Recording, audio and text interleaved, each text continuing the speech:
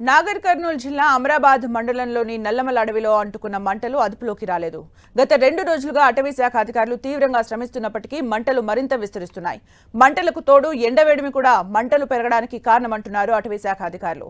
ఎండాకాలం కావడంతో అడవిలో ఆకులు, ఎండిపోయిన చెట్ల వల్ల మంటలు మరింత విస్తరిస్తున్నాయి.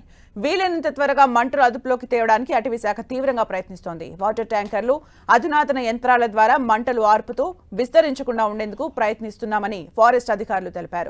2 రోజులుగా అడవిలో మంటలు చెలరేగడంతో అడవి జంతువులు ఆహారం, నీళ్ల కోసం అల్లాడుతున్నాయి. ఆహారం, నీళ్ల కోసం సమీప గ్రామాల్లోకి ప్రవేశిస్తున్నాయి. అడవి జంతువులు దాడి చేస్తాయేమో అన్న భయంతో స్థానికులు కర్రలు, రాళ్లతో దాడి చేయడంతో అడవి జంతువులు గాయపడుతున్నాయి. కార్చిచ్చు వల్ల భారీగా అడవి దగ్ధమైందని, భారీ నష్టం వాటిల్లిందని అధికారులు తెలిపారు.